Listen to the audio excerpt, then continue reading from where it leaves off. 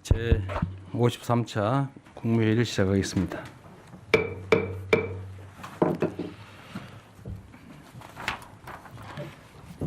네, 정말 요란하고 일도 많았던 25년이 이제 저물어 가고 있습니다. 앞으로 남은 3주 정도의 그 짧은 시간, 또 길지 않은 시간이지만 정부의 1시간은 5,200만 시간의 가치가 있다라는 생각으로 다시 한번 신발끈을 매주시기 바랍니다. 11일 모레부터 약 300개에 가까운 정부의 전 부처 또 산하 공공 유관기관 등에 대한 업무 보고가 진행될 겁니다. 이 업무 보고를 통해서 민생 경제 회복 또 국가 정상화에 속도를 내고 대한민국 대전환을 한 걸음이라도 더 앞당겨야 되겠습니다. 특히 국민의 알 권리 존중 또 투명한 국정 운영 실현 원칙에 따라서 보안을 지켜야 될 사항을 빼고는 업무 보고 내용 전반을 다 생중계할 생각입니다. 그래서 우리 국무위원들께서도 비공개 사항, 그 보안이 필요한 사항들은 별도로 보고를 준비해 주기 바랍니다. 전 국민 앞에 국정 현황과 청사진을 투명하게 제시한다는 마음가짐으로 업무 보고를 잘 준비해 주시기 바랍니다. 대통령한테 보고하는 게 아니라 국민에게 보고한다 이런 생각이 필요하겠습니다. 내년은 6대 핵심 분야 개혁을 필두로 국민의 삶 속에서 국정 성과가 몸으로 느껴지고 또 이것이 국민 행복으로 이어지는 국가 대도약의 출발점이 되어야 되겠습니다. 올해 정기국회가 이제 오늘 종료된다고 합니다. 우여곡절이 있었지만 5년 만에 예산안이 법정 시한 내에 통과됐습니다. 또 시급했던 민생경제 법안들도 정기국회 기간에 다수 처리되는 성과가 있었습니다. 현실 정치적인 요소들을 고려해야 되기 때문에 여야 사이에 모든 의견들이 완벽하게 일치될 수는 없습니다. 그렇지만 국민의 삶을 개선하고 국가 이익에 도움이 되는 사안들에 대해서만큼은 정파를 초월해서 같은 목소리를 내고 또 함께 힘을 모았으면 좋겠습니다. 실제로 여야가 극심한 대립을 하면서도 이렇게 원만하게, 원만하게는 아닐지 모르겠어요.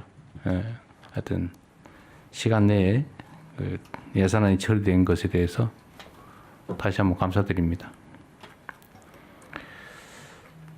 입법을 두고 견해를 달리하는 부분이 많이 있는 것 같습니다.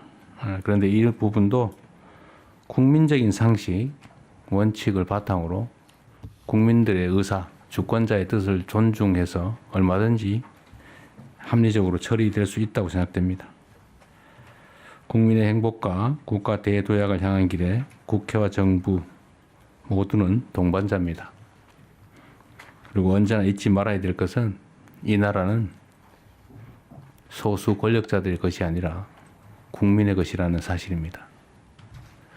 이해관계가 충돌하고 또 국민을 위한 정책 또는 입법 과정에 약간의 갈등과 부딪힘이 있더라도 국민의 뜻에 따라서 필요한 일들은 해나가야 되겠습니다. 원래 변화 개혁이라고 하는 것은 변화에 따라서 이익을 보는 쪽, 또 변화에 따라서 손해를 보는 쪽이 있게 마련입니다. 그 손해와 이익이 정당한지 아닌지는 차치하고 현실이 그렇다는 겁니다. 그래서 저항이 없는 또는 갈등이 없는 변화는 변화가 아닙니다. 당연히 잃는 쪽은 잃기 싫어하고 부당한 것을 개선하려는 쪽은 욕구가 있기 마련인데 이 두 가지가 일치할 수 있겠습니까? 그래서 개혁이란 본래의 뜻이 가죽을 벗긴다라는 거라고 합니다. 아프다는 거죠. 탈피를 하기 위해서도 아프지 않습니까? 그래서 우리 사회가 좀 더 나은 방향으로 또는 불합리한 점을 개선해서 정상화시키려면 약간의 갈등과 저항은 불가피합니다. 또 그걸 이겨내야 변화가 있죠. 그게 저는 개혁이라고 생각합니다. 그런 걸 하지 않으면 대체 뭘 할 수 있겠습니까?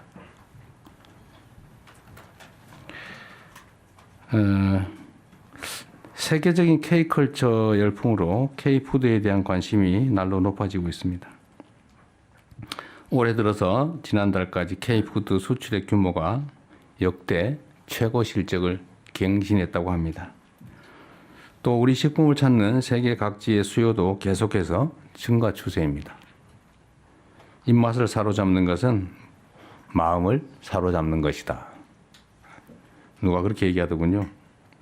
K푸드가 내수를 넘어서 전략 수출 산업으로 지속 성장할 수 있도록 정부가 K푸드의 비상을 든든하게 돕겠습니다. 관계부처는 해외 마케팅, 물류 지원, 관광 연계 상품 개발, 지식재산권 보호 강화 같은 종합 지원 방안을 마련하면 좋겠습니다. 오늘 보니까 그런 제가 얘기하기 전에 준비한 것 같아요. 네, 훌륭하십니다. 제가 이런 생각하고 이제 어떻게 알았어요? 이게 원래 수출, 상품 수출을 하려면 상품 자체를 수출하는 방법, 광고하는 방법도 있는데 그보다 더 중요한 게 호감이죠, 호감. 한국에 대한 호감, 한국 문화에 대한 호감, 이런 것들이 한국 상품에 대한 호감으로 자연스럽게 이어집니다. 최근에 한국 문화에 대한 호감도가 수출 증대로, 상품 수출 증대로 이어지고 있죠. 앞으로 서비스 수출도 마찬가지겠죠. 한국 문화에 대한 선호도를 높이는 것, 또 한국을 알리는 것, 이게 매우 중요하다고 생각됩니다. 문화체육부 장관이 가장 중요한 수출의 천병이다, 이렇게 생각해 주셔야죠. 네, 이상입니다. 이후 회의는 국무총리께서 진행해 주시겠습니다. 네, 먼저 현안 토의부터 하겠습니다. 오늘 주제가 K푸드 글로벌 확산 방안입니다. 농림축산식품부 장관님 발제해 주시기 바랍니다. 그 전에 간단한 거 몇 개 체크 좀 할게요. 제가 누구한테 얘기를 들었는데 장관들 중에 공관이 없는 장관이 있다고 그러시던데 법무부가 없습니다. 어디 없어요? 법무부도 없습니다. 없어요? 외교부가 있고 외교부 장관님이 있고 아, 일부가 없는 게 아니라 장관님이 있고 다 없습니다. 일부만 있는 거군요. 저는 없습니다. 아, 제가 다 있는데 소수만 없다고 들었다. 아니, 그게 그- 아니고 다 기본적으로 없군요. 아, 국방부 장관 그냥 넘어가겠습니다. 관사가 없는 겁니다, 대통령. 예? 공관이 아니고요. 예. 통일부 장관님하고 제가 관사가 없습니다. 아, 공관과 관사가 같은 말 아닌가? 아, 다릅니다. 네. 다른 거예요? 네. 마련해 드리겠습니다.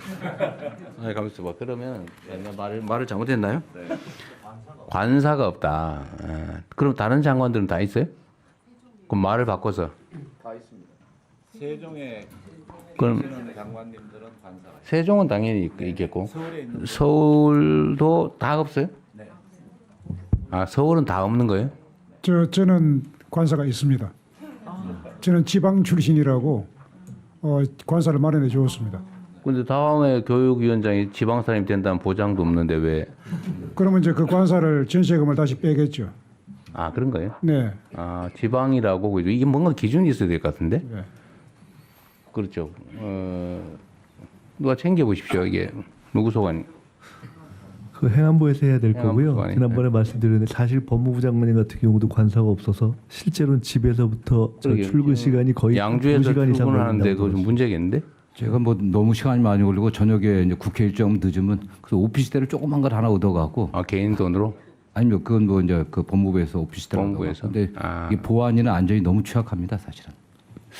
약간 문제가 있긴 해요. 업무 효율성을 따져봐야 되는데 서울에 있는 장관들은 관사가 없는 걸로 돼 있는가 보군요. 그것도 아닌 것 같은데?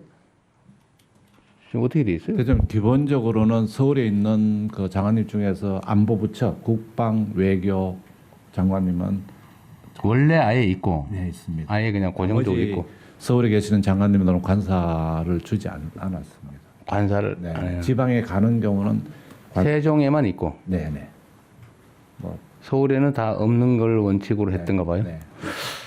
그 여튼 저는 그런 생각이 좀 들었는데 이제 싱가포르 같은 경우는 공직자들에 대한 처우를 충분히 해주고 일 열심히 안 하면 확실하게 책임을 묻고 근데 뭐 공직자들한테 뭘 그런 걸 해주냐 그래가지고 막 이렇게 하는 게 과연 바람직하냐 그런 생각이 들긴 해요. 이것도 뭐 양론이 있을 수 있는데 이거는 행안부에서 그러면 실태를 정확하게 파악하고 기준이 뭔지 정확하게 좀 알려주십시오. 네, 알겠습니다. 그 노동부 장관 오셨어요? 네. 이게 임금에 대해서 우리가 보통 최저임금 얘기를 하고 적정임금 얘기도 하고 생활임금 네. 또는 뭐 공정임금 네. 이거 말고 또 있어요? 원래 이제 최저임금은 법으로 정한 최저 기준을 정하는 거고 생활임금은 최저임금보다 조금 높게 지방 네, 정부별로 그건 네. 조례로 정하는 것이고 적정 공정임금 뭐예요 그럼? 적정임금이라는 것은 뭐 법률적 개념이라기보다는 우리가 공사를 할 때 적정한 공기를 주고 거기에 걸맞는 적정임금을 보장해 주자 이런 네. 사회 경제적인 거군요. 네, 그렇습니다. 공정임금도 마찬가지? 공정임금도 마찬가지입니다. 예. 내가 법률적 용어는 최저임금하고 생활임금 최저임금은 이 이하로 주면 절대 안 된다. 네, 최저죠 최저. 최저. 네. 그런데 내가 궁금한 게 전에도 한번 국무회에서 얘기했던 것 같은데 왜 정부는 정부 공공기관 뭐 지방정부 할 것 없이 뭐 사람을 쓰면 꼭 최저임금만 줘요? 예. 왜 최저임금만 주는 거예요? 이게 지금 행안부 지침인가요? 지침이에요? 왜냐하면 최저임금은 이 법으로 이 이하는 주면 안 된다는 최저선을 금지선이지 그거만 주라는 게 아니죠. 적정한 임금을 줘야 될 거 아닙니까? 맞습니다. 그리고 특히 나는 기업들은 돈 벌기 위해서 사실 법이 허용하는 또 사회적으로 용인되는 법에서 최저로 주고 이익을 최대하고 뭐 그건 심정적으로 이해하는데 정부는 돈을 잘 쓰는 게 의무인 조직이잖아요. 뭐 저축하는 게 정부가 하는 일이 아니잖아요. 잘 쓰는 거, 효율적으로 쓰는 거. 근데 그 외 사람들을 쓰면 그 노동에 상당한 적정한 임금을 줘야지 법이 허용하는 최저를 주냐고요. 그래서 공공기관 같은 데는 표준 노인 단가라는 게 있습니다. 최저임금보다 조금 높게 말하자면 지방 정부에서는 생활임금처럼 생활임금 뭐 어디 한 대는 얼마 안 되고 다 최저임금 주고 있었어요. 네, 그래서 표준 노인 단가 다른 기관들은 어떠세요? 다른 정부들은? 다른 부처는 어떠세요? 대통령 그게 이제 최저임금 말고 적정임금 예, 줘요? 그게 이제 기관별로 사실은 공무직 같은 경우 다 틀립니다.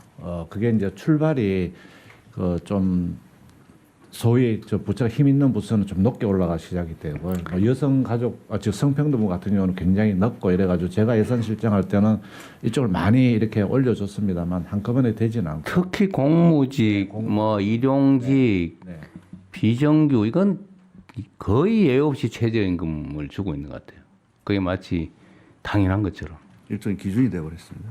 그래서 이거를 뭐 노동부에서 좀 무슨 선전 작업을 하든지 해서 이걸 인식을 바꿔야 해요. 최저임금은 법이 허용해서 절대로 그 이하로 주면 안 되는 금지선이지 그 권장되는 임금이 아니잖아요. 네, 그럼 정부는 적정하게 노무의 대가에 상당한 대가를 줘야죠. 그래서 이것도 그래서 뭐든지 최저임금을 주는 게 마치 잘하는 것처럼 생각하는데 그렇게 하면 저는 안 된다고 생각해요. 적정 임금을 줘야지. 그래서 각 부처에서 고용을 할 때 이럴 때도 특히 비정규직에 대해서 일용직이든 뭐 이런 비정규직에 대해서는 더더욱 적정 임금을 줘야 된다. 그리고 제가 전에도 한번 말씀을 드렸는데 똑같은 노동에 대해서 똑같은 대가를 지급하는 건 일반적인 상식이잖아요. 그래야 되는 거지. 네. 물론 현실적으로 못 그런 경우가 있지만, 그러나 정부는 선도적 역할을 해야 될 거 아닙니까? 그러면 기본적으로는 동일한 노동에 대해서 동일한 임금 동일한 적정 임금이 주어지게 해야 되는데 정부 역시도 똑같은 일을 지키는데 그 정규직 그러니까 안정된 고용 안정성이 있는 쪽이 임금이 더 많아요. 그런데 잠깐 쓰는 똑같은 일을 하는 사람의 임금이 더 적어요. 그 최저임금 주고 그런단 말이에요. 근데 원래는 저는 반대가 돼야 된다고 생각해요. 고용 안정성이 떨어지면 그에 대한 보상도 더 추가로 줘야 된다. 이게 이제 호주 같은 데가 그렇게 하고 있다는 거 아닙니까? 대체적으로 합리적인 사회는 똑같은 일을 하되 비정규직은 더 많이 주는 거예요. 근데 우리는 똑같은 일을 하는데 비정규직은 더 적게 줘요. 한 5, 60%밖에 안 준다는 거 아닙니까? 사회 평균적으로. 저는 이게 우리 사회의 발전 가능성 가로막는다고 생각하거든요. 그럼 정부부터 먼저 좀 이렇게 모범이 돼야 된다. 특히 노동부가 한번 조사 한번 해보세요. 알겠습니다. 그 저기 소속 기관 또는 아니면 노동부 자체가 고용 임시직으로 누군가를 쓸 때 정말로 적정 임금을 주고 있는지. 제가 보기엔 거의 최저 임금 주고 있을 겁니다. 정부 전체적으로 또 공공 영역, 공기업 이런 데도 이 임금에 대해서는 좀 생각을 근본적으로 바꿀 필요가 있으니까 노동부가 그거 좀 챙겨보세요. 알겠습니다. 우리 정부가 네. 공공부문의 모범적인 사용자로서 그럼요. 할 수 있도록 대한민국 최대 사용자가 정부 공공기관 아닙니까? 그렇게 하겠습니다. 그죠? 네. 그리고 또 한 가지는 제가 경기도 이때 한번 그 실제로 시행을 하다가 나왔는데 퇴직금은 1년이 지나야 주는 거잖아요. 예, 1년 이상 근무하는 자에 한해서. 근데 왜 11개월, 15일 된 사람은 왜 안 주는 거예요? 그래서 이제 그 제도를 이제 악용하는 경우. 그러니까 그래가지고 맨날 정부가 그러고 있어요. 정부도 사실은 2년 지나면은 정규직 된다고 이 1년 11개월 만에 다 해고하죠. 계약도 아예 1년 11개월만 하죠.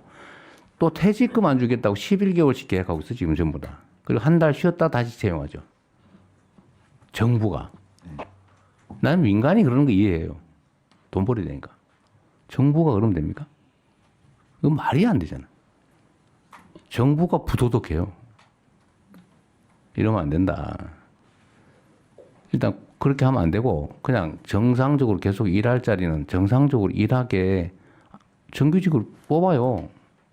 예, 상시 지속 업무에 대해서는 그럼 상시지적으로 쏘면 당연히 아니 그게 정부가 먼저 해야지. 노동부는 잘하고 있는지 한번 챙겨보세요. 노동부부터 잘 챙기겠습니다. 다른 부처가 그렇게 하고 있는지 챙겨보세요. 예. 다른 부처에 대해서 시정 명령하세요. 알겠습니다. 네, 다른 부처에 대해서 다른 부처는 시정 명령 당하기 전에 미리 알아서 정리하십시오. 그러지 마십시오. 그리고 1년 지나면 10%를 더 주는 거잖아요. 쉽게 말하면 대충 한 달치를 더. 한 달치 더 주는 거잖아요. 12분의 1. 그 전에도 주세요. 웬만하면. 그래서 이걸 공정임금. 그래서 나갈 때 더 짧으면 더 많이 줘야 된다고요. 한 달밖에 일 못한 사람은 12분의 1을 줄 게 아니고 더 줘야지. 그렇게 못할 망정. 하여튼 그것도 연구를 좀 해보세요. 네, 더 어려운 사람이 더 억울하게 하면 안 되죠. 알겠습니다. 똑같은 일을 하면 똑같은 조건을 못 해준 망정. 불안정하고 힘없다고 적게 주면 되겠습니까? 이 사회적 문화이기도 하거든요. 제가 꽤 길게 얘기한 이유를 잘 감압해 주시기 바랍니다. 예, 명심해서 잘 준비하겠습니다. 한 가지 덧붙여서 말씀드리면 정부 청사에 지금 청소하시는 노동자분들 최저임금 이제 입사하면 받는데 10년 지나도 똑같습니다. 그래서 그 부분인데요. 예. 하여튼 그런 얘기예요. 예, 예. 말씀하신 대로 북유럽 국가들 덴마크, 스웨덴 등등 기간제, 시간제, 비정규직 터줍니다. 더 줘야 되는 거네. 그 말씀드린 거예요. 하여튼 맞는 말씀이시고요. 하여튼 통일부도 있나 잘 찾아보세요. 있을 거예요. 알겠습니다. 특히 산하 기관들. 그래 법제처장님. 저번에 제가 말씀드린 거 종교단체 정치 개입하고 그 불법 자금으로 이상한 짓 하고 하는 거 해산 방안 검토하라고 한 거 하셨어요? 예, 검토해서 보고서 제출했고 그 다음 주 국무회의에서 보고하는 것으로 계획이 언제 보고서 내셨어요? 저번 주에 제출했어요. 난 못 받았는데. 아마 전달이 잘 안 된 모양입니다. 결론이 뭐예요? 결론이 여기 공개적인 장소에서. 아니 해상 가능한 거 아닌가 보다. 다른 얘기는 나중에 하더라도. 그러니까 그 헌법 문제라기보다는 현재로서는 이제 민법 38조의 민법 해석 문제. 적용 문제이고, 근데 그게 이제 종교 단체가 조직적으로 굉장히 그 심한 정도의 위법 행위를 지속했을 때 해산이 가능합니다. 그렇기 때문에 실태가 그에 부합하는가가 일단은 확인이 돼야 될 것 같습니다. 하여튼 저기 민법상 사단법인 재단법인은 해산 사유가 있고 해산 사유는 물론 법원이 최종적으로 판단하겠지만 해산 권한은 어디에 있어요? 해산 권한은 그 소관부처입니다. 소관부처가 해산 명령을 하면 해산 효과가 발생하죠. 예, 그렇습니다. 그게 정당한지 아닌지야 뭐 소송하면 취소하든지 말든지 하는 거고. 예, 일본은 해산을 법원에 청구하게 돼 있는 모양이에요. 예, 법원에 청구해서 법원의 법원이 판단해. 우리는 주무부처가 주무관청이 결정하는 거군요. 예, 그렇습니다. 재산은 어쨌든 정부에 기속될 때고 해산되면 그거는 이제 그 정관이 정하는 거예요. 그 해당 그 단체의 정관에 정해진 대로 하게 돼 있고, 정관에 정해진 바가 없으면 국가에 기속하는 것으로 되어 있습니다. 하여튼 재단법인이든 개인이든 개인도 범죄를 저지르고 반사회적 행위를 하면 제재가 있는데 당연히 사단법인이든 재단법인이든 법인격체도 헌법과 법률에 위반되는 지탄받을 행위를 하면 해산시켜야지. 예, 이제 그 정도에 이르렀는가가 이제 확인이 그거야 나중에 법원에서도 뭐 최종적으로 따져볼 수 있는 거고 그 판단은 주무관청이 한다고 말이죠. 예, 그렇습니다. 주무관청이 어디에? 그 지금 종교단체 같은 경우에는 문체부로 알고 있습니다. 알겠습니다. 나중에 다시 추가로 예, 확인합시다. 상세히 보고하겠습니다. 네. 네. 농림부 장관님. 예, 보고 드리겠습니다. 준비된 자료 중심으로 말씀드리겠습니다. 지금 좀 전에 대통령님 말씀 주셨는데요. K푸드 수출이 11월 기준으로 저희가 집계를 해보니까 문체부가 아니고 네, 농림부. 푸드는 농림부입니다. 죄송합니다. 이 방향이 잘못됐네. 네. 예, 그래서 그 사실은 전 부처가 다 같이 하고 있습니다, 대통령님. 그래서 K푸드 수출이 11월 기준으로 저희가 집계를 해보니까 농식품, 수산식품 다 합해서 123억 3천만 불입니다. 그래서 지금 이 실적은 역대 최고 기록이고요. 역대 최고 기록을 경신 중에 있습니다. K푸드가 이렇게 인기 있는 것은 당연히 우리 K컬처에 대한 인기와 더불어서 건강에 대한 관심이 한몫을 하는 것 같습니다. 가장 그 비중이 높은 시장은 여전히 미국입니다. 미국 시장이 가장 높고, 그렇지만 증가율에 있어서 굉장히 주목되는 시장은 GCC 시장입니다. 전년하고 비교하면 29% 성장을 하였습니다. 그리고 품목에 있어서는 그 라면이 압도적입니다. 라면 비중이 가장 높고요. 그렇지만 신선식품도 비중이 한 15% 되는데, 신선식품 중에서 특히 포도가 전년 대비하면 51% 그러니까 2배 이상 성장을 해서요. 굉장히 이 신선식품도 주목되는 시장입니다.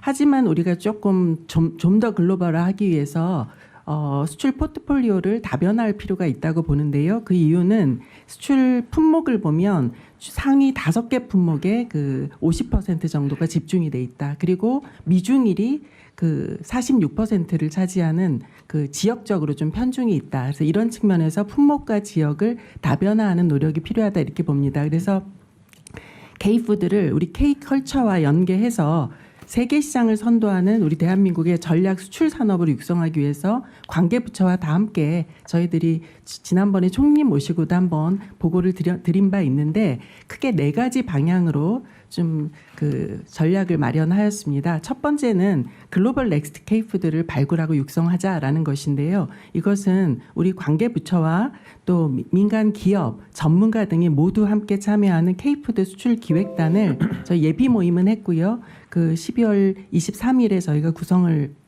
발족식을 하려고 합니다. 그래서 권역과 시장별로 글로벌 K푸드를 선정해서 품목도 육성하고 시장도 다변화하자라는 전략을 펼치고자 합니다. 특히 여기에는 기능성 식품하고 할랄 코셔 시장 등을 좀 더 확장하는 거, 그리고 그 푸드와 더불어서 푸드테크, 가령 한강 라면 기계 뭐 이런 것들을 함께 수출할 수 있도록 그렇게 수출의 외연을 확장하고자 합니다. 그리고 최근에 그 UAE의 할랄 한우, 그리고 중국의 단감, 싱가포르의 제주산 한우와 돼지고기 그리고 필리핀의 포도와 같이 검역 타결 품목들이 있습니다. 이렇게 검역 타결 품목 중심으로 해서 초기의 시장 진입과 그 안정적 정착을 위해서 그 시장의 유력한 바이어들을 연계를 하고 또 대형 유통 매장에 입점을 하고 판촉을 하고 이렇게 할 수 있도록 정부가 지원을 하고자 합니다. 그리고 또 하나 중요한 것은 ODA 사업에 있어서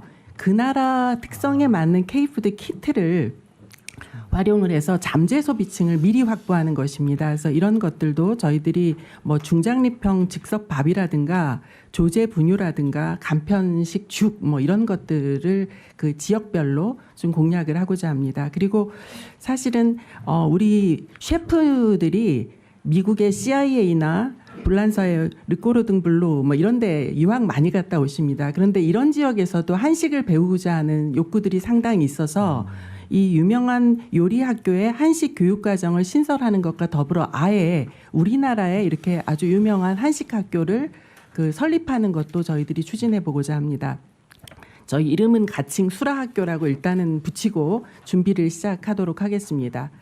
그다음 꼭지는 중동 등을 비롯해서 유망 신시장 진출 지원을 보다 확대하자라는 것입니다. 기존의 그 시장 외에도 아랍에미레이트를 거점으로 해서 중동, 아프리카 등 지역으로 다변화, 수출 시장의 다변화를 도모하고자 합니다. 특히 민간이 참여해서 할랄 식품 수출 협의체를 지금보다 더 확대 개편하고 그 국가 식품 클러스터가 있습니다. 익산에. 그래서 이 안에 아예 전담 지원 기구로 해외 수출 지원 센터를 개설해서 운영을 시작하고자 합니다.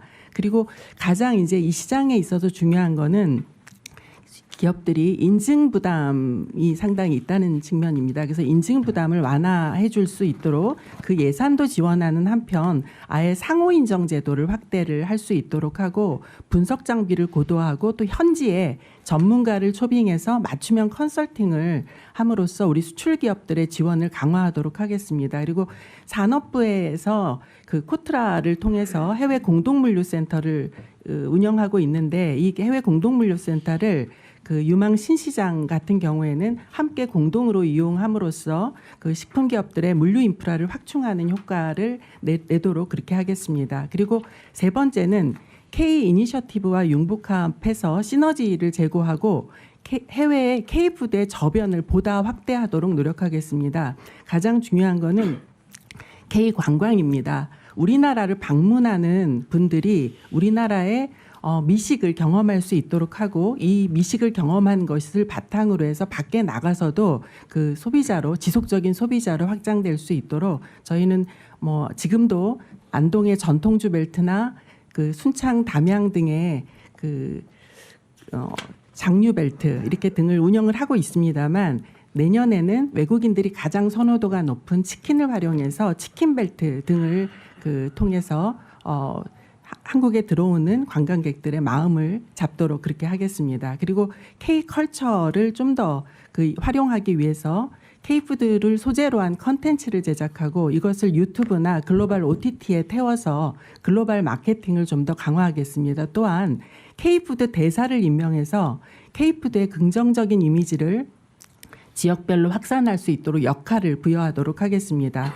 그리고 K푸드 단독으로가 아니라 연관 소비 확대가 매우 중요하다고 생각합니다. 가령 그 성주의 월향농업에서는 참외만을 수출하는 게 아니라 참외 마스크팩, 참외 껍질을 이용해서 마스크팩을 같이 판매를 한다거나 그리고 또 사과박이 있습니다. 사과 껍질을 버리지 않고 경남 농업기술원 같은 데서는 아예 농업 부산물을 활용해서 화장품으로 제조를 한다거나 우리 검은콩 두유는 탈모 방지 샴푸와 함께 세트로 판매를 한다거나 이런 방식으로 K뷰티나 K푸드를 그 함께 연관지어서 소비가 확대될 수 있도록 하겠습니다.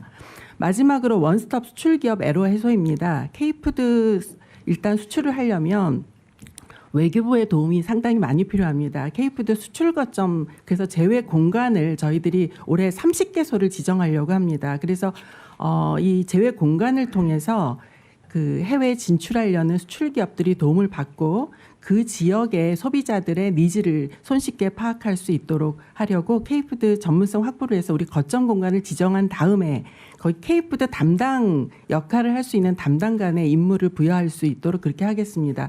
다만 이제 이 대목에서 저희가 국가별로 보면은 농무관이 있는 나라가 사실 6개국에 불과합니다. 그래서 필요하다면 그 제외 공간에 농무관을 좀 확장시키는 것도 중요하다고 생각을 하고 있습니다. 그리고 관계부처뿐만 아니라 유관기관들을 모두 함께 그 통합적으로 운영하면서 원스톱 수출 지원 허브 등을 구축해서 기업들이 한 곳을 창구로 어려움을 해소할 수 있도록 그렇게 조치를 하고자 합니다. 그리고 수출 기업들이 각 국별로 농식품 분야에 무역 장벽이 있습니다. 국가별로 규정들이 다 다르기 때문에 그렇습니다. 그래서 그 부분을 정부가 먼저 사례를 조사 분석해서 그 세부 전략을 수립하고 우리 협상이나 외교 채널을 통해서 애로를 해소할 수 있도록 노력을 하겠습니다. 그리고 가장 지금 문제가 K푸드가 인기가 있다 보니까 위모방품 짝퉁 K푸드가 판치고 있습니다. 그래서 이 부분은 유통 대응 강화를 위해서 지재권 확보와 위조 방지 기술을 지원하고 현지 당국과 공조해서 적극 단속을 추진함으로써 우리 K푸드가 그 잠재 소비자층들한테 좀 더 그 깊숙하게 다가갈 수 있도록 노력하겠습니다. 이상입니다. 네, 잘 준비하셨습니다. 제가 궁금한 거 몇 개 물어볼게요. GCC가 어디 말하는 거예요? 예, 이게 걸프 협력 회의고요. 그 사우디아라비아, 그다음에 오만, 그 UAE, 걸프 협력회? 예, 걸프 협력회 6개국을 포함합니다. 네. 근데 모른다고 무식하다 소리 들을까 봐 아무도 못 물어본 거죠. 아까 두 분도 슬쩍 물어보는 것 같더라고 보니까. 아니 모르면 뭐 다 어떻게 이걸 다 알아요. 예? 그리고 연초류도 식품으로 분류돼요? 그렇습니다. 담배도 식품으로 분류됩니다. 예. 그렇군요. 예. 뭔 식품? 기호식품. 기호식품. 예. 기호식품. 마시는 것도 아니고 흡입하는 것도 식품이군요. 그렇습니다. 그다음에 중장립형 즉석밥이 뭐예요?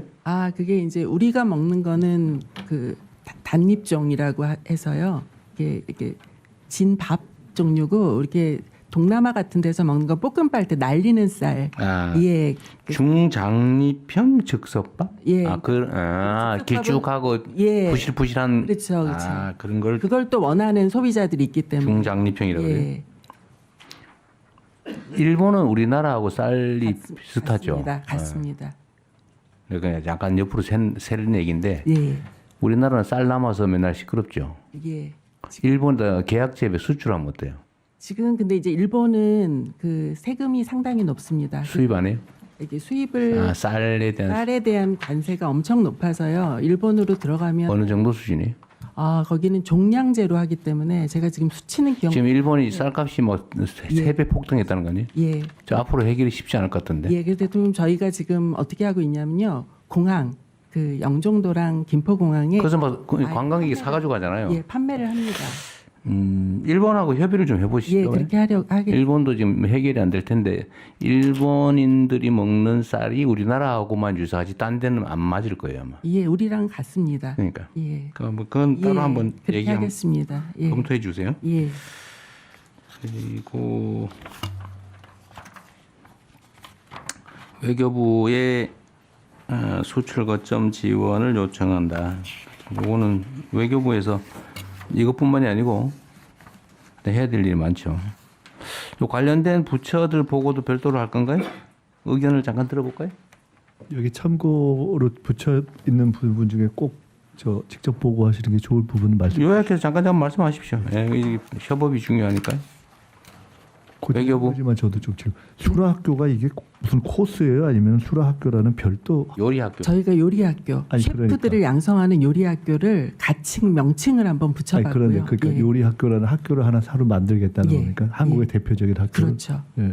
저 이거 한국에? 외국에? 그러니까 아니요, 한국이에요. 왜냐하면 우리 셰프들이 요리 한국에 배우러 미국의 CIA도 가고 그때마다 한국 대표 요리학교를 수라학교라는 맞습니다. 이름으로 하나를 만들겠다 예, 그 말씀이죠. 맞습니다. 뭐 좋은 방법인 건데. 저는 그거 가끔 생각하는데 네. 유엔 대학이라는 게 있어요. 네. 그 생각보다 어렵지 않아요. 만드는 게 유치하는 게 일본에 하나 있거든요. 저는 K 컬처, K 푸드, K 팝, K 뷰티 이걸 엮어가지고 문화로 해가지고 유엔 대학을 하나 만들어 놓으면 좋겠다는 생각이 들는데 한번 그런 수준 확 그레이드를 네. 높여서 한번 검토해 보세요. 네, 알겠습니다. 예. 일단 요리 학교는 특성화 뭐 고등학교, 대학 뭐 이런 형태로 한번 만들어 좋을 것 같긴 한데 정규 과정은 아니고요. 정규로 해도 될 것 같아요. 예, 정규로 마이스터교 사실은 형태로 됩니다. 예, 지금도 있고. 수요가 상당히 있을 것 같은데. 예. 자, 다른 부처들 요거는 이 외교부 지원 이건 누가 만든 거예요? 외교부에서 만든 거예요? 아니면 네, 외교부입니다. 그래요. 간단하게 요약해서 말씀하십시오. 네, 외교부의 각오를 새롭게 한다는 의미에서 이렇게 하겠다. 예, 저희 제외 공간을 원루프화해서 통합형으로 지금 플랫폼화를 추진하고 있습니다. 그 중에서 K푸드 수출 지원도 당연히 포함이 될 것이고요. 현재 기본적으로는 검역이나 통관 지원, 법률 자문 등을 제공하고 있고요. 특히 아까 위 모방품 대응 말씀을 하셨는데 저희가 주재국 지재권 담당 기관과 단속 기관과 이 문제에 대해서 적극적으로 참여하고 협의하도록 체계를 구축을 하고 있습니다. 그리고 농식품부와 MOU를 토대로 해서 K푸드 수출 역전 공간을 지정을 하고 있는데요. 그것을 위해서 저희가 지원 협의체를 계속 운영하는 등 중점적으로 이 K푸드 관련 사업을 잘 챙겨 나가도록 하겠습니다.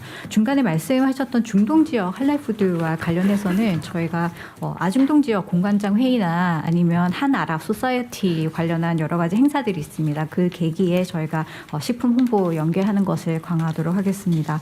그리고 마지막으로 한 가지만 말씀드리고 싶은 게 인도 지원을 말씀하셨지 않습니까?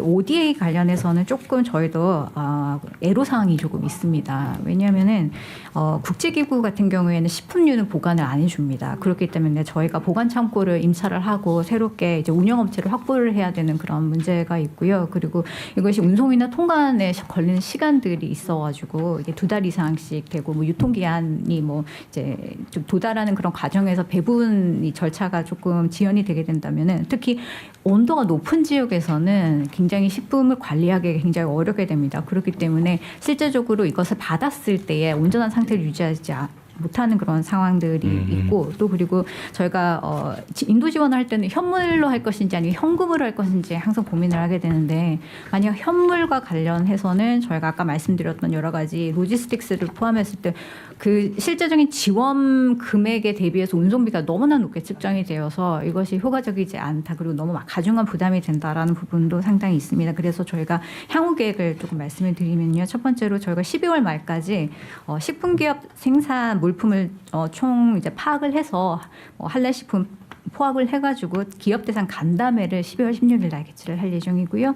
그리고 두 번째는 앞으로 이제 지원할 대상 지역을 내년 초까지 저희가 조사를 할 예정입니다. 그리고 국제 기준에 부합하는 그리고 현지 수용성이 있는 곳을 조사를 해서 운송 보관 배분 및 여러 가지 타당성 조사를 내년 1, 2분기에 실시를 해서 시범 사업을 적어도 2분기가 되는 시점에는 추진을 하겠습니다. 네, 이상입니다.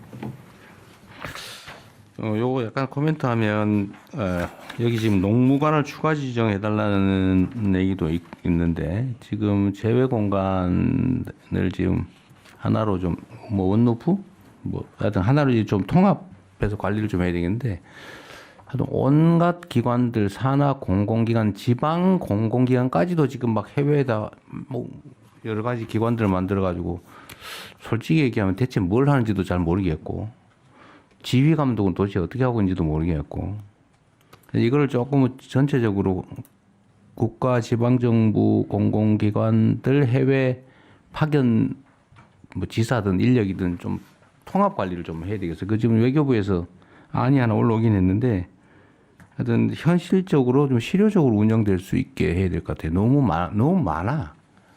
그리고 가급적 하나로 좀 묶어서 통합적으로 해도 될 것 같은데 사무실도 따로 인력도 따로 좀 그런 측면이 있거든요. 좀 제외 공간에서는 좀 올코트 프레싱을 해야지 거기 가서 따로따로 막 하면 그 한 나라마다 수백 명 보내야 되는 상황이 발생하죠.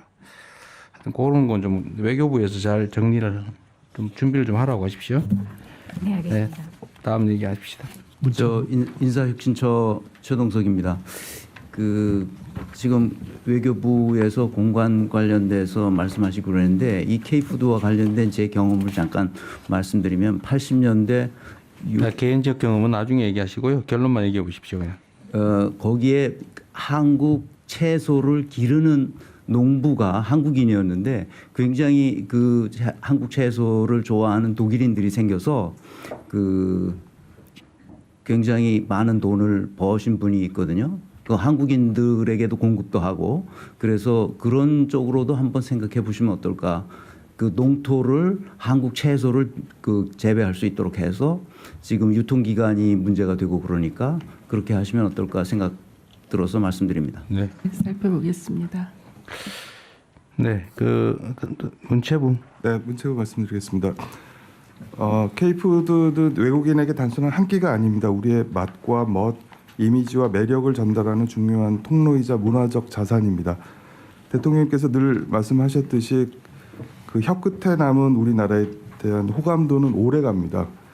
그래서 저희 문체부는 K컬처의 주무부처로서 K 컨텐츠가 K푸드의 날개가 될 수 있도록 함께 힘을 모아서 일을 진행하도록 하겠습니다. 현재 문체부는 관련 조직과 또 대중문화교류위원회, 라이프스타일 분과 등을 통해서 현장의 의견을 수렴하고 또 K푸드, K뷰티 등 이제 K컬처와 관련된 모든 것들을 묶어서 시너지를 낼 수 있는 그런 전략들을 구상하고 있습니다. 그 중에 대표적인 하나는 그 현지에 있는 식당, 한 식당에 저희가 K컬처와 관련돼 있는 다양한 컨텐츠, 그러니까 굿즈라든지 혹은 인테리어 소품들을 지원하고 그래서 한국을 좋아하고 K컬처를 좋아하는 외국인들이 그 식당에 와서 팬심으로 그런 것들도 즐기면서 한국의 음식을 먹을 수 있도록 그렇게 현지의 문화 명소화할 수 있도록 하는 방안의 어떤 지원책도 지금 준비를 하고 있습니다. 그리고 농식품부와 함께 지금 K 컨텐츠 관련해서 다양한 우리의 음식과 식문화가 글로벌 OTT나 혹은 K 컨텐츠에 많이 자주 노출될 수 있도록 하는 방안도 지금 강구를 하고 있습니다. 그리고 한국에 외국인 관광객들이 들어왔을 때 한국 K푸드를 제대로 즐길 수 있는 그런 다양한 프로그램들을 만들어서 소개하는 그런 프로그램도 진행을 할 계획입니다. 네, 이상입니다. 뭐 의견 있으면 말씀하시죠. 어쨌든 이 문화 분야가 이제 선도 진출을 해줘야 되는데 어쨌든 계속 얘기하지만 제외 공간들은 문화 진출 교두부 이런 개념으로 거기서 예를 들면 K푸드 뭐 이런 것도 뭐 시식회를 하든 여하튼 하나의 진출 교두부가 될 수도 있을 것 같습니다. 네, 의견 없으면 또 네, 산업부. 네, 산업부 보고 드렸습니다. 추진 배경은 생략하겠습니다. 산업부가 생각하는 저희는 좀 K푸드보다는 좀 K소비재 좀 크게 생각을 해서 세 가지 문제점과 한 가지의 아쉬운 점이 하나 있는데요. 하나는 마케팅이 좀 문제가 있다. 트렌드 변화라든지 B2C 산업에 맞는 마케팅이 부족하다. 두 번째는 이 소비재 부분에 물류 비용이 이슈가 있다. 그리고 세 번째는 농림부 장관님 말씀하실 때 인증 부담 세 가지 문제가 있습니다. 거기 하나 더해서 산업부가 생각하기에는 그동안 정부가 지원이 필요 없는 글로벌 선도 기업이 이 분야에서는 없다는 그런 3+1 정도의 문제의식을 가지고 있습니다. 여기에 맞춰서 산업부가 생각하는 첫 번째 이슈는 우선은 소비재 마케팅을 강화해야 되겠다. 지금 많이 말씀 나오셨던 것처럼 한류 팬덤을 활용한 명소 팝업 스토어를 설치하고 두 번째는 한류 공연과 K 소비재 체험을 결합하는 한류 박람회를 하고 세 번째는 한류 중심지의 소비재 전시회를 참가를 집중 지원하겠다는 게 첫 번째 마케팅이고요. 두 번째는 역주권물 구축하고 해외 유통망 입점 등 온라인 플랫폼에 대한 접근성을 고도화시키겠다는 부분이 두 가지가 있습니다. 그리고 세 번째는 물류 인프라 특히 이제 신선식품 같은 경우는 콜드체인 이슈가 있는데 그런 분야에 대한 그 글로벌 그 물류 창고를 대폭 지원하겠다가 있습니다. 네 번째 해외 인증 강화입니다. 저희가 코트라 내에 해외 인증 지원당 기능을 강화시키고 소비재 인증 지원 데스크를 설치해서 우리 소비재 기업들 특히 이제 식품 기업들이 해외에서 인증을 받는데 지원을 하도록 하겠습니다. 아울러 식품뿐만이 아니라 지금 현재 소비재 수출부 관련해 비관세 장벽을 따른 한국판 무역 장벽 보고서를 저희들이 한번 발간을 해보려고 하고 있습니다. 아울러서 이와 같은 내용들을 AI 기반을 활용해서 해외 인증, 기술 규제 통합 시스템을 구축하려고 합니다. 마지막으로는 이런 분야에 우리나라에도 프리미엄 기업이 있어야 되겠다. 우리나라에서 제일 큰 기업이 현재 매출이 한 11조 정도 되는데 해외에서는 매출 큰 기업이 한 100조가 넘어가는 기업들이 나오고 있습니다. 글로벌 기업이 있을 경우에는 품질이라든지 마케팅이라든지 이런 부분에서도 굉장히 큰 시너지 효과를 있을 수가 있어서 저희는 유통 플랫폼과 소비재 기업의 동반한 플래그십 프로젝트를 해서 소비재 기업을 한번 키워보겠습니다. 두 번째는 소비재 기업들의 수출이 가능할 수 있도록 대기업과 시중은행에 출연한 중소중견기업 협력사의 금리를 우대하는 수출 공급망 보증보험 강화를 프로그램을 실시하고자 합니다. 이상 보고를 마치겠습니다. 네. 네, 그러면 중기부요. 네, 중기부 보고 드리겠습니다. 지금까지 그 중소기업들이 수출하고 있는 푸드 쪽에 지금 9,105개 회사가 있는데요. 지금까지 수출 관련된 기본적인 지원들을 해왔습니다. 근데 굉장히 많은 부분 이제 농림부도 그렇고 관련된 부분에서 전문적으로 성장시키는 단계로 넘어가 있기 때문에 관련 협업할 부분들이 있습니다.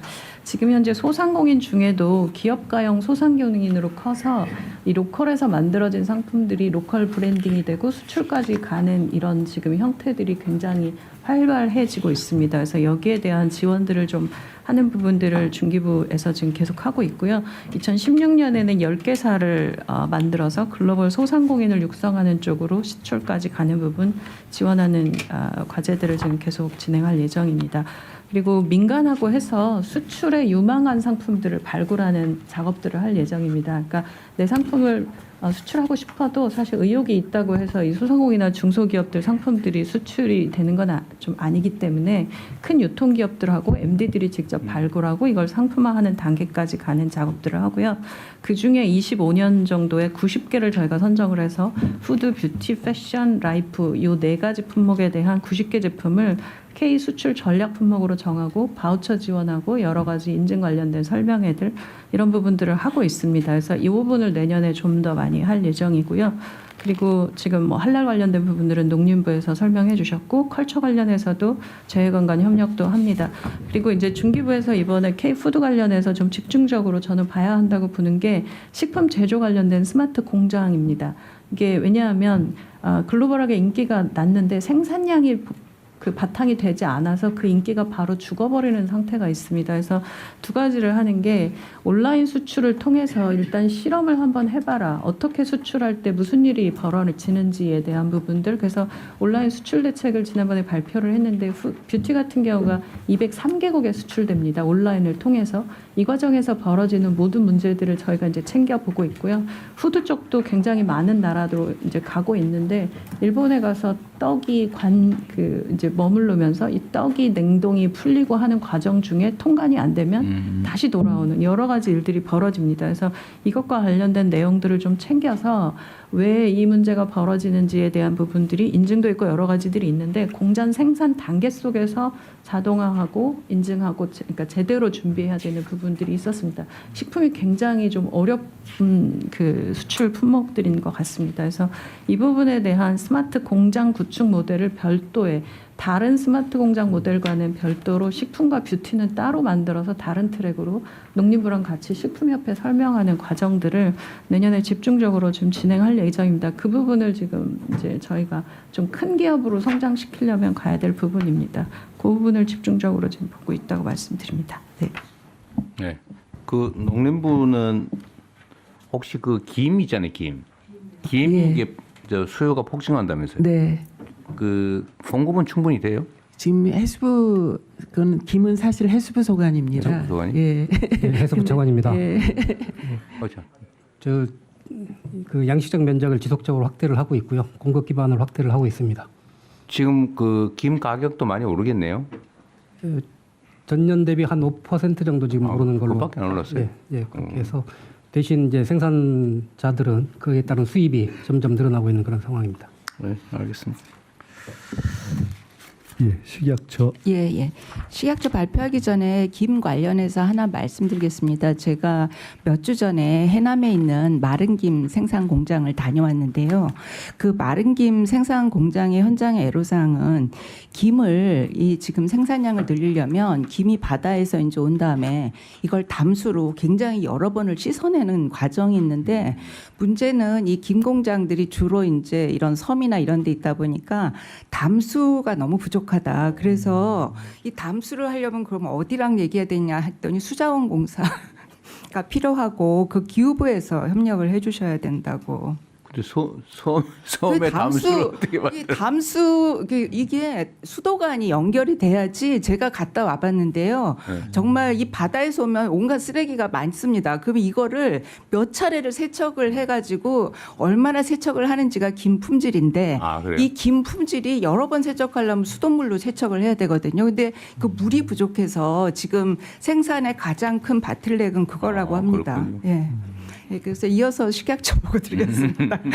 남의 동네 얘기를. 아니 근데 제가 들이 너무 간절하게 얘기해가지고요. 제가 이거를 좀 타부처 사안이긴 하지만 이게 좀 기후부에서 잘 물공급을 잘 할 수 있도록 하겠습니다. 좀 해주셨으면. 네.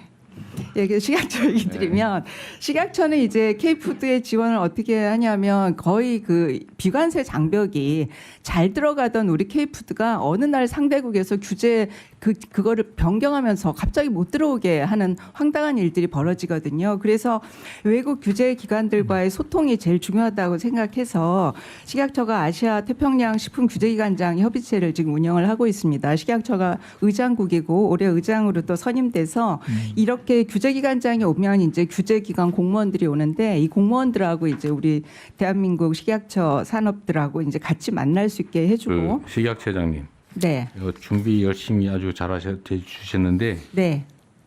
열심히 하시면 될 것 같아요, 그냥. 네. 알겠습니다. 열심히 이게 하겠습니다. 내용이 너무 전문적 내용이라. 네. 알겠습니다. 들어도 네. 귀에 잘 안 들어올 것 같고 그냥 잘하시면 될 것 같아요. 네. 다른 사람 들어도 뭔 말인지 잘.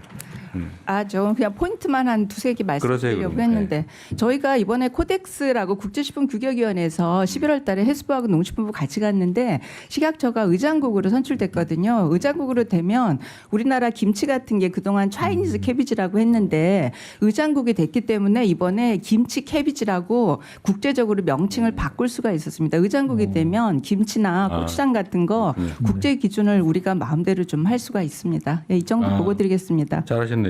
잘 지켜주십시오. 네. 자, 그다음에 지제처. 네, 지식재단처 보고 드리겠습니다.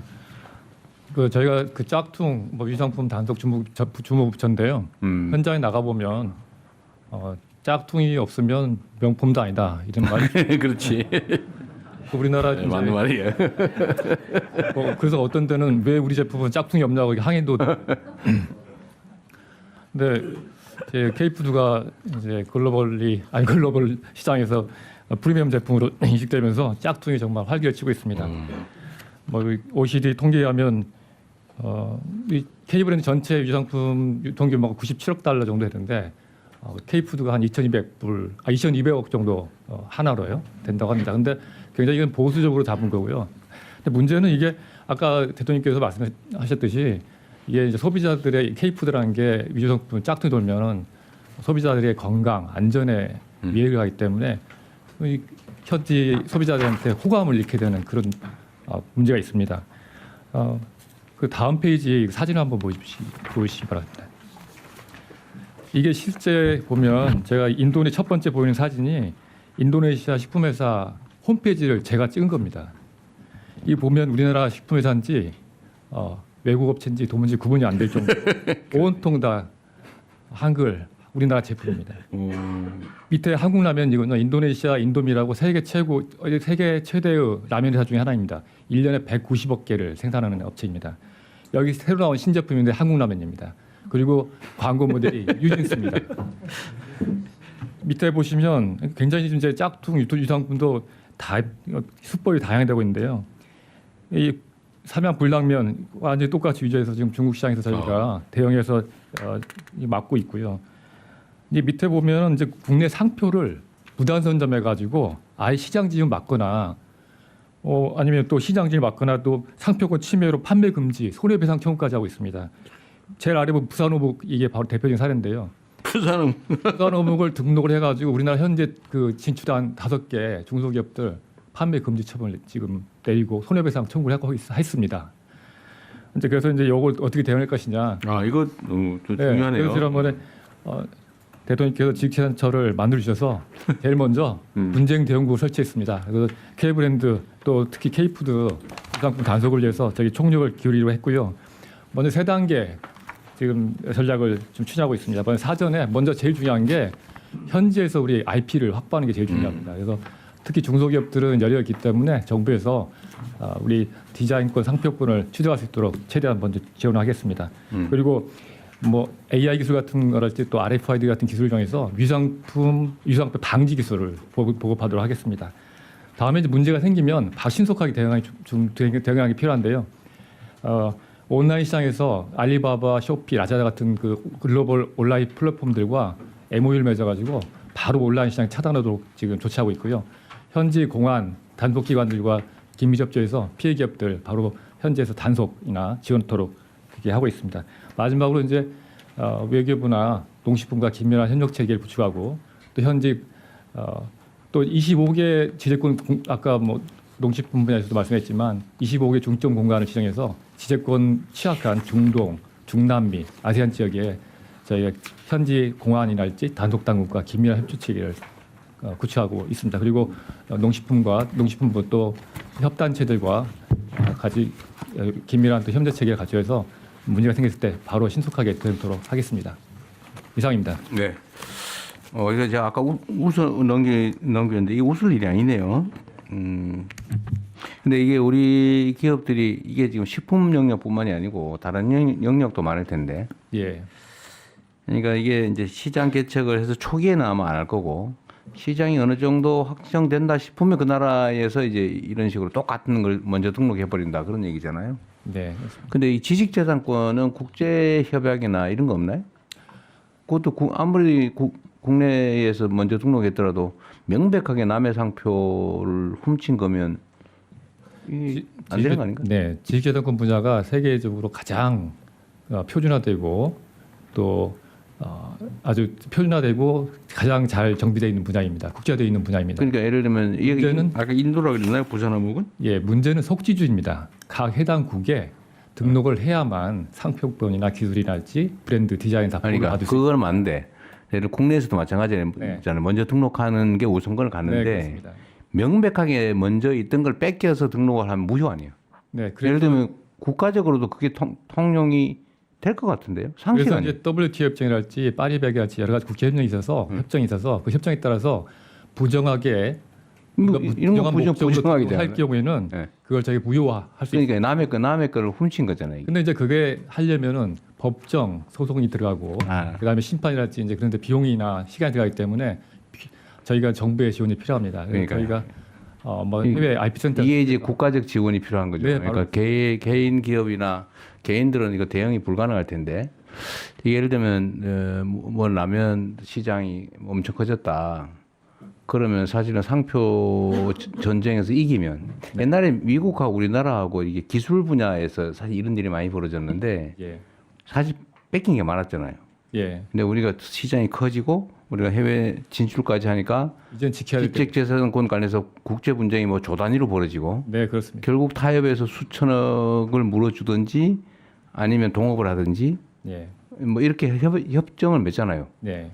사실 우리도 이제 그걸 도와줘야 되는 거죠. 네, 그렇습니다. 그래서 뭐 시범적으로 몇 군데를 해주든지 오히려 기회 요인이기도 할 거 아니에요. 네. 지식재산은 제가 해외 분야에서 좀 실력 발휘를 해야 될 것 같습니다. 지금 이 부분에 대해서는 이제 제가 말씀드릴 게 있는데요. 그 사실은 소상공인들하고 1인 디자이너들이 아마존에서 물건을 팔겠다고 해가지고 디자인을 올려놨는데 거기에 대한 등록을 해야 된다는 것조차 모르고 저희가 이제 온라인 수출 대책 그 논의할 때 들었던 얘기입니다. 그래서 빛 같은 거랑 이제 패션 잡화계도 요즘 또 한국계 인기여서 디자인 다 올려놨는데 그거를 대량 생산하는 또 그대로 이제 베껴가지고 그래서 이거 등록을 저희가 해야 된다고 말씀드렸는데 이게 등록비도 사실 만만치 않은 비용이고 어느 나라까지 어떻게 해야 되는지도 또 알 수 없는 정도의 규모로 이게 시장이 굉장히 바뀌고 있어서 온라인으로 아마존에서 1등하기 위해서 다들 애를 쓰는데 그 중간에 이 이제 잊어버리는 디자인과 상품의 아이디어들 이런 부분도 어떻게 해야 될지가 지금 사실 중소기업과 이 소상공인들에게 요즘 이제 저희가 고민입니다. 그리고 강한 소상공인들의 상품들일수록 또 베낄 가능성들이 훨씬 더 높아져서 이 부분을 이제 지식재산처럼 공동 설명회 이 정도는 하지만 요거보다 오늘 이제 일단 먼저 그래서 그 홍보 차원에서 말씀드리는 건 그 나라에 진출하려면 그 나라에 먼저 등록해서 그 인증을 받아야 된다. 여러 가지 이 부분에 대해서 미리 알고 가야 된다는 거를 저희가 계속 좀 더 잘 알려야 되는 게 굉장히 중요해 보입니다. 그렇죠. 이게 원래는 그 시장 개척을 해서 진출을 하려면 이게 이제 일종의 법무 비용인데 이 법무 비용도 경영 비용의 중요한 한 부분이거든요. 근데 우리나라가 그런 인식이 좀 낮아요. 그러니까 나중에 이제 다 뒤로 당하는데 제가 이게 정확한지 모르겠는데 보통 법무 비용을 초기에는 25%까지 잡는다고 하더라고요. 경영 비용에 엄청나게 잡는 거예요. 다 등록하고 방어 장치 다 하고 예를 들면 침해 당하면 과감하게 법적 제재를 가하고 근데 이걸 안 하면 다 뺏겨 가지고 열심히 해놓으면 아까처럼 이렇게 다 뺏기거든요. 사실 이건 또 수출 기업들한테 미리 좀 교육을 좀 하든지 좀 그런 과정이 필요하긴 할 것 같아요. 네. 그나마 이제 온라인으로 그러니까 오프라인으로 하는 곳들은 교육 과정이라도 있었는데 온라인은 잘 몰랐어서 이 부분도 한번 플랫폼사들하고 얘기해 보려고 합니다. 네, 그래서 이번 계기에 저희가 대기업들은 이제 자체 재원이 있고 인력이 있으니까 저희가 뭐 관여할 거 아닌데요. 중소기업들 대상으로 해서 주요 수출 시장에 먼저 지재권을 확보할 수 있도록 출원 비용 보조하는 사업들을 전개하고 있습니다. 그 원래 있는 사업이죠. 있는 사업을 대폭 확대해야 되겠죠. 예. 통상교섭본부장입니다. 그 지재권 분야는 우리나라가 그 많은 국가들과 그 FTA를 하면서 FTA는 항상 그 지재권 챕터가 있습니다. 그래서 그 양자 간에 만약 지재권 위반 사례가 있을 경우에는 우리가 통상 채널을 통해서도 그 상대국에 시정을 그 할 수가 있고요. 또 하나는 제가 사실 지난주에 그 유럽 출장을 가서 이 그 K푸드 현장을 좀 좀 경험을 할 수 있었습니다. 특히 잘 알려진 그 불닭 볶음면 이런 경우는 뭐 거의 유럽 시장에서 60% 매년 성장하면서 굉장히 무궁무진한 기회가 있는데 또 그 애로사항도 있었습니다. 그게 그 많은 장관님들이 말씀하셨듯이 이제 비관세 장벽 그러니까 식품 분야의 인증이나 어떤 기준이나 그리고 뭐 심사 그리고 통관 이런 것들이 EU가 굉장히 까다롭고요. 또 EU 내 27개국마다 또 조금씩 다른 그런 사례가 있었습니다. 예를 들어서 그 불닭 볶음면도 수프가 우리나라에서 수출될 때는 그 동물성 성분이 조금이라도 들어가면 수출을 못합니다. 그러다 보니까 지금 그 EU에 수출할 때는 그 동물성을 다 없애고 그렇게 좀 배합 비율을 달리해 가지고 맛이 이제 비슷하게 나도록 그렇게 해서 수출하거나 아니면 현지 공장을 세워 가지고 현지의 그 동물성 성분을 사용을 해야 됩니다. 이러다 보니까 중소기업들의 경우에는 이게 그 수출을 가능성이 있지만 이런 데서 막혀 가지고 그렇기 때문에 일단은 앞으로는 이제 그 비관세 장벽 이쪽에 이제 통상 당국에서도 좀 이제 공세적으로 해가지고 좀 한국판 이런 그 무역 장벽 보고서 이런 걸 통해서 우리 기업들 애로를 직접적으로 해소할 수 있도록 그렇게 하겠습니다. 네. 자, 문체부입니다. 그 K컬처도 명품 반열에 올랐기 때문에 짝퉁이 많습니다. 그리고 그냥 즐거워할 일이에요. 네네. 그리고 불법 대응을 적정하게 잘해야죠. 불법 유통도 많아서 이번에 저작권법 개정을 하면서 직접 저희가 모니터링하고 긴급히 이제 차단할 수 있는 그런 부분으로 대응하고 있습니다. 하지만 이제 피해가 발생한 부분은 현지에서 저희가 또 법정 소송을 해야 되거든요. 그래서 업체들에게 바우처 그 법률 지원을 해줄 수 있는 비용을 보전해줄 수 있는 바우처를 발행해서 지원 프로그램도 가동을 하고 있습니다. 하지만 외교부를 비롯해서 모든 부처들이 같이 이거 움직여줘야 저희가 좀 실효성 있는 대응이 가능해서 관심을 많이 가져주시기를 바라겠습니다. 그래야죠. 자, 네, 넘어가도 될까요? 예, 조금 다음 이제 신속하게 진행하겠습니다. 부처 보고가 3건이 있는데 새로운 재외동포 정책 방안 추진 방안, 새로운 재외동포 정책 추진 방안 보고까지를 공개로 진행하고 그 다음으로 넘어가겠습니다. 우리 외교부 차관님 보고해 주십시오. 네. 새로운 재외동포 정책 추진 방안에 대해서 보고드리겠습니다. 먼저 추진 배경을 말씀드리겠습니다. 현재 동포 정책의 기초 자료인 재외동포에 대한 현황 파악 보완이 필요한 한편 재외국민의 실질적인 참정권 보장, 복수국적 허용 연령 하향과 같은 동포 사회 핵심 민원들이 해결되지 않은 상황입니다. 또한 재외공간이 본연의 업무만으로도 과중한 부담을 갖고 있어서 충분한 시간을 들여서 동포를 지원하기 어려운 실정입니다. 따라서 차별 없는 포용적인 동포 정책 실현을 위한 재외동포 정책의 개편이 필요합니다. 첫 번째 핵심 과제는 동포 DB 구축입니다. 기존 재외동포 현황을 내실화하고 재외국민 등록제도의 실효성을 개선하는 한편 재외동포 인증제 도입, 통합 동포 DB 구축 등을 통해서 재외동포 정책의 기반을 강화하겠습니다. 두 번째 핵심 과제는 재외국민 참정권의 실질적인 보장 확대입니다. 재외선거 인프라 개선을 위해서 추가 투표소 설치 요건을 완화하고 순회 투표소를 도입하며 투표시간 및 기간의 연장을 추진하겠습니다. 아울러 동포 업무 담당 영사 역할의 강화와 재정비를 통해서 재외 선거 제도에 대한 홍보도 강화해 나가겠습니다. 또한 우편 전자 투표가 도입될 수 있도록 블록체인, ARS 등을 활용한 본인 확인 기술에 기반한 안전한 투표 방식 도입을 위해서 관계기관과 지속적으로 협의해 나가는 한편 공직선거법 개정안이 2026년 상반기에 통과될 수 있도록 노력하겠습니다. 마지막 핵심 과제는 재외 공간의 동포 지원 역량 강화입니다. 재외 공간이 현지의 작은 정부로서 기능할 수 있도록 재외 공간의 구심점 및 편익 제공 역할을 강화하겠습니다. 또한 재외 공간의 동포 업무 담당 영사 역할을 강화하고 재정비하기 위해 현장 지원 인력을 파견하여서 동포 사회와의 현장 소통과 밀착형 지원을 보다 강화해 나가겠습니다. 이어서 재외동포청장이 핵심 과제의 상세 내용을 보고하도록 하겠습니다. 감사합니다. 네, 의견 있으신가요? 네, 저 개인정보에 잠깐 말씀드리겠습니다. 내용을 보니까 그 통합 DB 시스템도 좀 구축을 하시고 또 재동포 인증제 이런 내용들도 들어 있어서요. 여기에 뭐 물론 이제 개인정보보호법상 지켜야 될 절차들이 꽤 있습니다. 예를 들어서 이제 개인정보 영향 평가 같은 것도 시스템 설계 완료 전에 좀 받으셔야 되는 부분도 있고요. 그래서 아마 여러 가지 좀 절차들에 대해서 어려움이 있으시면 개인정보위가 그 사전 적정성 검토를 해드리기 때문에 그런 것도 좀 적극적으로 고려하셔서 진행하시면 좋을 것 같습니다. 네. 또 다른 코멘트 있으신가요? 그 재외동포청장 혹시 안 왔죠? 예, 아니 왔습니다. 어디 있어요? 예, 상세 보고 드리려고 준비하고 있습니다. 그러게. 자, 간략하게 하십시오. 어차피 뭐 얘기는 다 들었는데 예. 상세를 간략하게. 상세는 좀 길어질 수밖에 없네요. 너무 길면 시간이 없어요. 예. 말씀하십시오. 예, 첫 번째 핵심 과제로 동포 DB 구축입니다. 먼저 재외동포 현황을 내실화하고자 합니다.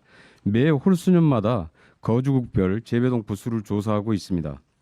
국가별로 조사 반경이 다르고 동포들의 잦은 이동에 따라 정확한 재외동포 수를 파악하기 어려운 점이 있어서 통계위원회를 운영하여 동포 현황 자료의 공신력을 제고할 계획입니다.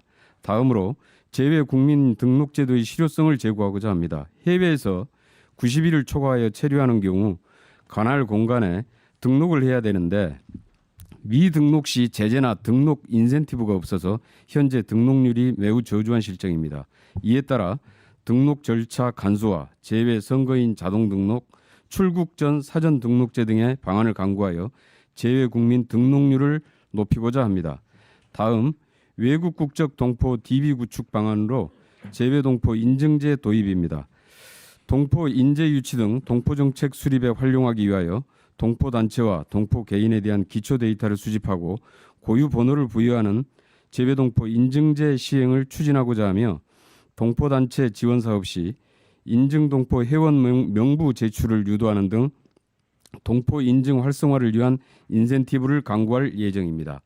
또한 재외 국민 등록 정보와 외국 국적 동포 인증 정보를 종합한 디지털 DB를 구축하여 동포 사회 조직화와 동포 공공 매교, 경제활동 참여 지원 등 재외 동포 정책 기반을 강화해 나가고자 합니다.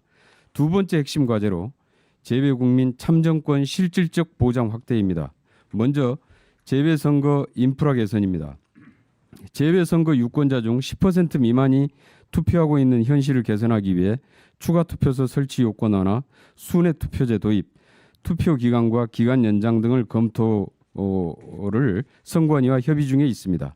또한 동포 용사로 하여금 재외선거 제도와 선거권 관련 사항을 상시 안내하는 등 현지 홍보를 확대해 나가고자 합니다. 아울러 재외 국민 등록과 재외 선거인 등록 연계로 절차도 간소화하고자 합니다. 다음으로 투표 방식 다변화입니다. 현재 현장 투표만 가능하나 앞으로 블록체인 기술과 ARS 등을 활용하여 안정성이 확보된 투표 방식을 도입하고자 합니다. 현재 우편 투표, 전자 투표 도입 관련하여 국회 심사 중인 공직선거법 개정안이 내년 상반기 중에 통과될 수 있도록 노력하겠습니다. 세 번째 핵심 과제로 재외공관의 동포 지원 역량 강화 방안입니다.